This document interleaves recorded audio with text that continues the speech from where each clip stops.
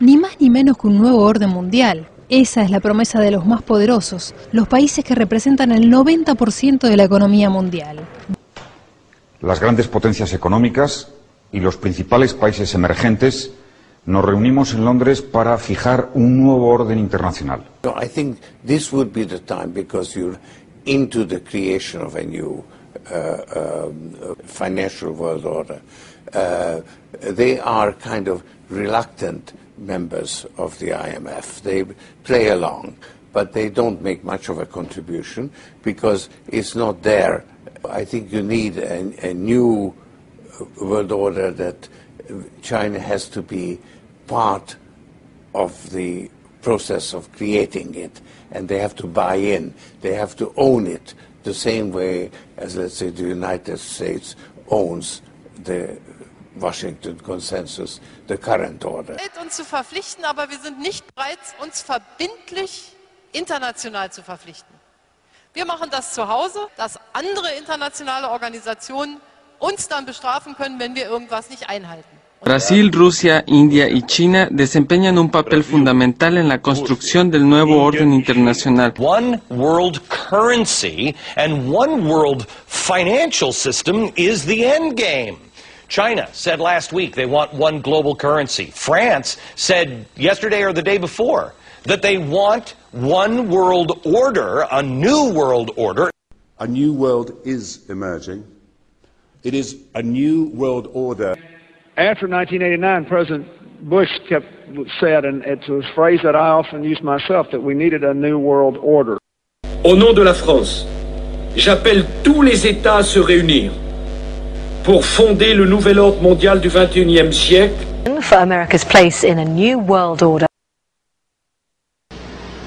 A new world order. A new world order. New world order. A new world order. A new world order of a new world order. And that is a new world order. A new world order, new world order. But what does a new world order mean in this new world order? It is a new world order. It's a new world order they're trying to create. So we needed a new world order. The necessity for a new world order. Yes, the need for a new world order. New world order is vital to build a new world order of the 21st century. For the new world order under President George Bush. Give them a stake in creating the kind of world order that I think all of us would like. In an era of globalization, in this new world, the ultimate goal that these people have in mind is the goal to create a one-world government. There is a global meltdown coming. It is a global depression, and one world currency and one world financial system is the end game. Is there a plan for a new world order, a one world government, and how do we stop it? Well, I think even our first President Bush said that the New World Order was in tune, and that's what they were working for. The UN is part of that government. They're working right now very significantly for a North American Union. That's why there's a lot of... Came a new Europe, a new world order. Colaborar con el presidente Obama por un orden mundial. En Londres hemos entrado en la antesala de un nuevo orden mundial. Tengamos la capacidad, la voluntad política de generar instrumentos de poder de gobierno mundial que sean absolutamente fundamentales para tener un mundo en paz. Hemos dado el primer paso en construir otro G, el G20, que tiene posibilidades de dar soluciones a los problemas económicos en los que estamos y financieros, pero no es claro que tenga la capacidad de solucionar otro tipo de problemas, como por ejemplo los problemas de seguridad mundial. Y por lo tanto estamos todavía en una fase de transición muy delicada, muy delicada. El papel de Europa es fundamental. Europa puede y debe ser, si me permite la expresión, una especie de laboratorio de lo que pudiera ser un sistema de gobierno mundial. Sometimes I like to compare the European Union as a creation to the organization of empires. The empires. And because we have the dimension of empires. But there is a great difference. The empires were usually made through force, with a center that was imposing a diktat, a will on the others. And now we have what some authors call the first non-imperial empire. We have, by dimension, 27 countries that freely decided to work together to pool their sovereignties, if you want to use that concept of sovereignty, and work together to add value. I believe it's a great construction, and we should be proud of it, at least. Now for the Freedom and Democracy Group, Nigel Farage. We were told that when we had a president, we'd see a giant global political figure. The man that would be the political leader for 500 million people. The man that would represent all of us on the world stage. The man whose job was so important that, of course, you're paid more than President Obama. Well, I'm afraid what we got was you. And I'm sorry, but after that performance earlier that you gave, and I don't want to be rude, but you know, really, you have the charisma of a damp rag and the appearance of a low-grade bank clerk. And the question that I want to ask, that we're all going to ask is, who are you? I'd never heard of you. Nobody in Europe had ever heard of you. I would like to ask you, President, who voted for you? And what mechanism? Oh, I know democracy is not popular with you lot. And what mechanism do the peoples of Europe have to remove you? Is this European democracy? Well, I sense, though, that you're competent and capable and dangerous. And I have no doubt that it's your intention to be the quiet assassin of European democracy and of the European nation states. You appear to have a loathing for the very concept of the existence of nation states. Perhaps that's because you come from Belgium, which of course is pretty much a non-country. But since you took over, we've seen Greece reduced to nothing more than a protectorate. Sir, you have no legitimacy in this job at all, and I can say with confidence that I can speak on behalf of the majority of the British people in saying we don't know you, we don't want you, and the sooner you're put out to grass, the better. And we have a new President of Europe, Herman Van Rompuy. Doesn't exactly trip off the tongue, does it? I can't see him stopping the traffic in Beijing or Washington. I doubt anybody in Brussels would even recognise who he is.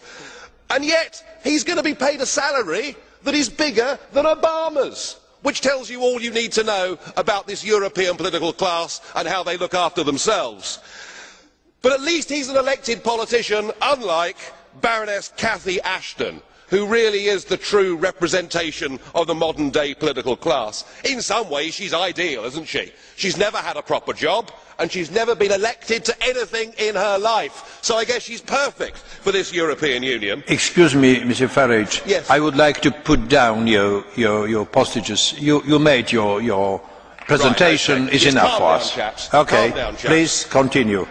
Calm down. But I mean, she's never been elected to anything and no one knows who she is. Even the Prime Minister was talking about Baroness Ashdown as opposed to Ashton. I mean, no one has ever heard of her. She's even less well known than Herman Van Rompuy. I mean, that takes some doing, doesn't it? She's risen without trace. She's part of this post-democratic age. She married well. She married an advisor and a friend and supporter of Tony Blair and got put in the House of Lords. When she was in the House of Lords, she was given one big job, and the job was to get the Lisbon Treaty through the House of Lords, and to do so pretending that it was entirely different to the EU constitution. So she's good at keeping a straight face, and she vigorously crushed any attempt in the House of Lords for the British people to have a referendum. So here she is, never stood for public office, never had a proper job, and here she gets one of the top jobs in the Union. Her appointment is an embarrassment for Britain. What the European Parliament is engaged in here today with this debate and subsequent vote is nothing less than a massive exercise in deceit. A pack of lies are being told, and they're being told because you do not want the peoples of Europe to have the referendums that you promised them.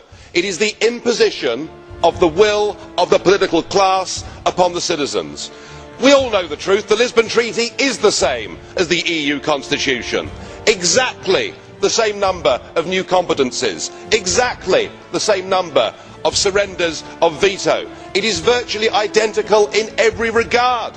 And it is constitutional because it gives this European Union a full legal personality, but worse still, it gives it the ability to amend itself in the future without having to refer to more intergovernmental conferences. It gives the EU the ability to legislate over literally every single aspect of our lives.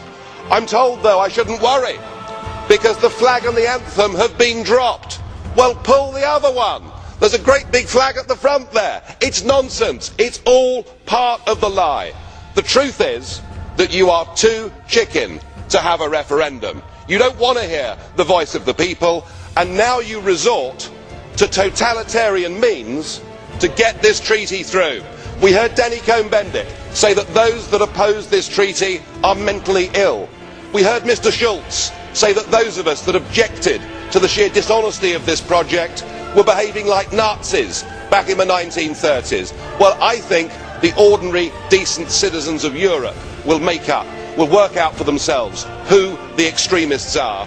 And I must say, I wish the people of Ireland, I wish those that believe in democracy, every success in a couple of months' time, and I hope they send a large, resounding no, and I hope the voice of the peoples of Europe will be heard, not that of just you, the political class. And you may be complacent today, but you are increasingly being held in contempt.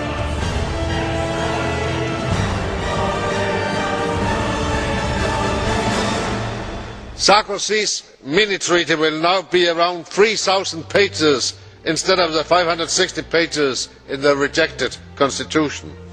The majority has the right to endorse the treaty, but you have no right to refuse a normal parliamentary scrutiny of this Lisbon Treaty. I have asked more than 700 serious questions on the interpretation of the different articles. You don't know the answers. You approve secrecy instead of transparency. You approve a reduction of parliamentary democracy instead of insisting on this Parliament's right to represent our voters, scrutinise on behalf of our voters, question the executive on behalf of the 500,000 citizens we represent. Thank you, Mr. President. Well, it's evening. It's been a very long day. We've been protesting in this Parliament, as you know, for months against the Lisbon Treaty, the Constitution, being pushed through without the referendums that previously people were promised. Well, it all came to a head today, because today was the day we actually debated the treaty and voted on the treaty. And it'll be no surprise to you that a very massive majority of this European Parliament voted to approve the treaty. Just yesterday we had Eurocorps, armed Eurocorps soldiers carrying the European flag around the courtyard outside, a sort of European Union version of Trooping the Colour. We had an orchestra, we had the anthem, we had a choir. We started today, didn't we, with the anthem. This is the same flag and anthem that you said had been dropped after the French and Dutch very sensibly said no to the dreaded EU Constitution. You're not even pretending anymore. You're pushing ahead with all the symbols of statehood and trying at the same time to lie and cheat with the Irish by giving them a series of guarantees that are not worth the paper that they are written on.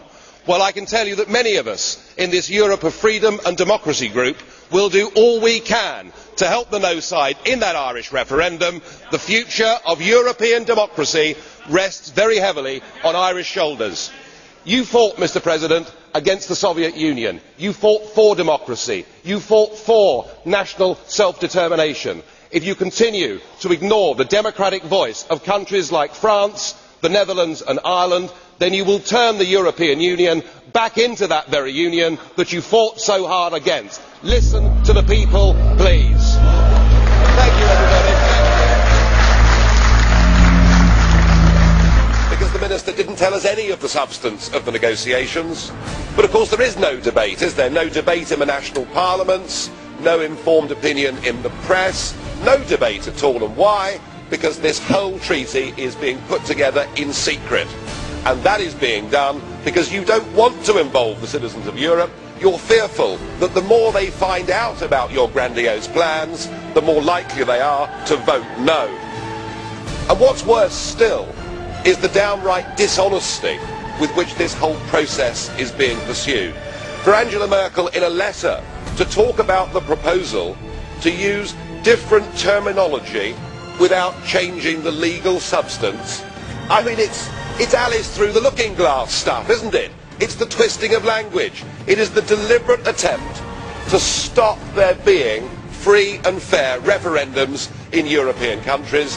It's your plan to act like a bulldozer, just to sweep aside the French referendum result, the Dutch referendum result, to pursue your political goals without taking the people with you. Well, I've no doubt you think that you're going to get away with it. But if you're proud of your European project, if you're true Democrats, then you join me in the call for let the people decide their own future, don't foist it upon them. Just who the hell do you think you people are? You are very, very dangerous people indeed. Your obsession with creating this Euro state means that you're happy to destroy democracy. You appear to be happy for millions and millions of people to be unemployed and to be poor. Untold millions must suffer so that your Euro dream can continue. The way the EU works is there is a thing called the European Commission, and there are 27 people. Each is appointed, not elected, but appointed by their own member state, and i.e. their own country, and each of them has a job title and a brief. So you have, someone in charge of health and someone in charge of EU expansion, etc., etc. They have beneath them 30,000 bureaucrats, and the European Commission has the sole right within the European Union to propose legislation and the sole right to repeal, amend or change legislation. So what happens is the Commission comes up with a law, it gives it to the Parliament.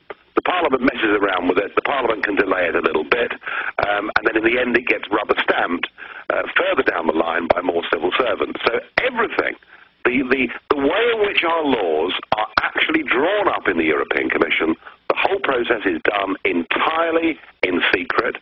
The relationship, of course, because with those commissioners and big business, is distinctly unhealthy. And it is a remarkable thing to think that it is the bureaucrats that make law and the parliamentarians that just fiddle around with the implication. And that, in essence, is the model of this system. We cannot vote for commissioners. We cannot remove commissioners. It is the absolute destruction of democracy and the victory of bureaucracy. I remember being here 10 years ago and hearing the launch of the Lisbon Agenda. We were told that with the euro by 2010 we would have full employment, and indeed that Europe would be the competitive and dynamic powerhouse of the world. By any objective criteria, the euro has failed, and in fact there is a looming impending disaster. This deal makes things worse, not better. 100 billion is put up for the Spanish banking system, and 20% of that money has to come from Italy. And under the deal, the Italians have to lend to the Spanish banks at 3%, but to get that money, they have to borrow on the markets at 7%. It's genius, isn't it? It really is brilliant. So what we're doing with this package is we're actually driving countries like Italy towards needing to be bailed out themselves. The folly of your policies has already blighted the lives of tens of millions of people in Europe, and it now threatens to blight hundreds of millions of people. This whole project was based, of course, on a lie, as Mr Van Rompuy has admitted. It is perfectly clear that economically it doesn't work. But interestingly, politically it can't work either. Nobody ever gave consent for this project. There is clearly no such thing as a European identity, and why should the Germans work hard to pay for the Greeks? It simply isn't going to work. Mr Barroso, the whole thing is headed in the wrong direction. Greece, Spain, Portugal, they don't fit inside this economic and monetary union, and what they actually need is help to break free from this economic prison of nations before we create something truly catastrophic. And yet what's on the table tomorrow is the proposal for yet more centralised power. The very people that have put Europe in the mess that it's in want more power for themselves. They want to compound these errors. If you go on down this route, you threaten not just the economies of southern Europe, but you threaten democracy and peace itself. We're at a crossroads. We need to turn back. People need national control over their currencies and over their economies. This isn't working. You are all in denial. By any objective measure, the euro is a failure. And who is actually responsible? Who's in charge out of you lot? Well, of course, the answer is none of you, because none of you have been elected. None of you actually have any democratic legitimacy for the roles that you currently hold within this crisis. And into this vacuum, albeit reluctantly, has stepped Angela Merkel. And we are now living in a German-dominated Europe. Something that the European project was actually supposed to stop. Something that those that went before us actually paid a heavy price in blood to prevent. I don't want to live in a German-dominated Europe, and nor do the citizens of Europe. But you guys have played a role, because when Mr Papandreou got up and used the word referendum, or Mr Rehn, you described it as a breach of confidence, and your friends here got together like a pack of hyenas, rounded on Papandreou, had him removed and replaced by a puppet government. What an absolutely disgusting spectacle that was. And not satisfied with that, you decided that Berlusconi had to go. So he was removed and replaced by Mr Monti, a former European Commissioner, a fellow architect of this euro disaster, and a man who wasn't even a member of the Parliament. It's getting like an Agatha Christie novel, where we're trying to sort of work out who's the next person that's going to be bumped off. The difference is we know who the villains are. You should all be held accountable for what you've done. You should all be fired. And I have to say, Mr Van Rompuy, 18 months ago when we first met, I was wrong about you. I said you'd be the quiet assassin of nation-state democracy, but you're not anymore. You're rather noisy about it, aren't you? You, an unelected man, went to Italy and said this is not the time for elections, but the time for actions. What in God's name gives you the right to say that to the Italian people? Bloom, Thank you, Mr. Bloom, 1 minute. Well, just a few observations, if I may, Madam Chairman. I don't trust the Commission. I don't trust the unelected bureaucrats behind the scenes who have meetings where I do not have any minutes. I don't trust this place, which gives a veneer of democracy. Political editorial control over things which on the internet, the new medium, the sort of thing that we condemn in China. I don't like it. It smells a bit to me, and I don't know what is going to go on behind the scenes, as the previous speaker just said. What deals are being done that we don't know about? We have perfectly good copyright laws. We have perfectly good data protection laws. That should be enough. I don't want any more control coming to this sinister and corrupt institution. Rights and freedoms are not so very different from those adumbrated in the constitutions of, say, East Germany or the USSR. But as the citizens of those unhappy polities discovered, paper rights in themselves are worthless in the absence of adequate mechanisms of parliamentary government. There is no crisis of human rights in the European Union, but there is a crisis of democratic legitimacy. Allow me to suggest that one way to ameliorate that crisis would be to keep faith with our voters and put the Treaty of Lisbon, as we promised, to a series of referendums. Pactio Olisipiensis Sensendaes. Hoy quiero insistir en la importancia de los comercios con la llegada del euro. Son importantes a la hora de transmitir confianza y seguridad al consumidor, que en algunas ocasiones puede ser decisiva. Es importante que recuerde esto: los precios no cambian, solo cambia la moneda. Y es importante también que en los comercios den confianza a sus clientes.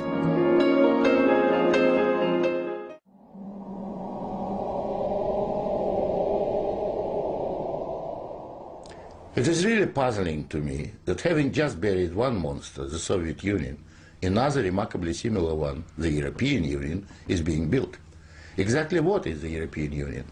Perhaps by examining the Soviet version we can get the answer.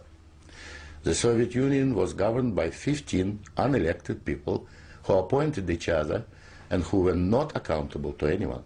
The European Union is governed by 24 people who appoint each other, meet in secret, and are not accountable to anyone, and whom we cannot sack. One might say that the EU has an elected parliament. Well, the Soviet Union had a parliament of a sort too, the Supreme Soviet, which just rubber-stamped the Politburo decisions, pretty much like the European Parliament does, where speaking time in the chamber is limited within each group and often amounts to 1 minute per speaker. In the EU, there are hundreds of thousands of bureaucrats with their huge salaries, their staff, servants, bonuses and privileges, their lifelong immunity from prosecution, which is simply shuffled from one position to another, no matter what they do or fail to do. Is this not exactly like the Soviet regime? The Soviet Union was created by coercion and very often with a military occupation. The European Union is being created admittedly not by armed force, but by coercion and economic bullying. In order to continue to exist, the Soviet Union spread itself further and further. The moment it stopped spreading, it started collapsing. And I suspect the same is true of the European Union. We were told that the purpose of the Soviet Union was to create a new historic entity, the Soviet people, and that we must forget our nationalities, our ethnic traditions and customs. The same seems to be true of the European Union. They don't want you to be British or French. They want you all to be a new historic entity, European, to suppress all your national feelings and live as a multinational community. After 73 years, the same system in the Soviet Union resulted in more ethnic conflict than anywhere in the world. In the Soviet Union, one of the grand purposes was the destruction of the nation-state. And that's exactly what we observe in Europe today. Brussels intends to absorb nation-states so that they should cease to exist. Corruption was built into the Soviet system from top down, and so it is in the EU. The same endemic corruption activity that we saw in the old Soviet Union has flourished in the EU. Those who oppose or expose it are silenced or punished. Nothing changes. In the Soviet Union, we had a gulag. I think we have a gulag in the European Union also, an intellectual gulag known as political correctness. When anyone tries to speak their mind on questions of race or gender, or if their views differ from those approved, they will be ostracized. This is the beginning of the gulag, the beginning of your loss of freedom. In the Soviet Union, they told us we needed a federal state to avoid war. In the European Union, they are telling you exactly the same thing. In short, the same ideology underpins both systems. The EU is an old Soviet model presented in Western guise. But again, like the Soviet Union, the European Union has within itself the seeds of its own demise. Unfortunately, when it collapses, and it will leave immense destruction behind, and we will be left with huge economic and ethnic problems. The old Soviet system was incapable of reform, so is the European Union. But there is an alternative to being ruled by those 24 self-appointed officials in Brussels. It is called independence. You don't have to accept what they have planned for you. After all, you have never been asked if you wanted to join. I have lived in your future, and it didn't work. Nigel Farage. In generations to come, children will be told a story. They'll be told that once upon a time, Europe was divided. There was a big wall down the middle of it, and the people in the East were very poor, and they had no democracy, and they lived under an evil system called communism that killed millions of its own people. But joy of joys, the wall came down, and we finished up with 27 nations, and those people lived in democracy, and 500 million people lived in peace. But sadly, no, there is more. I promise you there's more.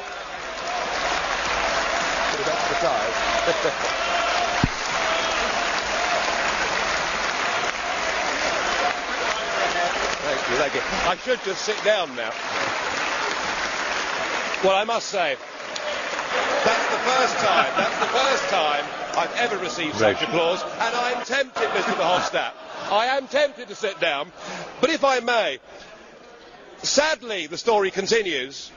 The politicians in charge became very greedy, and they wanted money for themselves, and they wanted power, and so they resorted to lies and deceit, and they staged the most spectacular bureaucratic coup d'etat that the world had ever seen.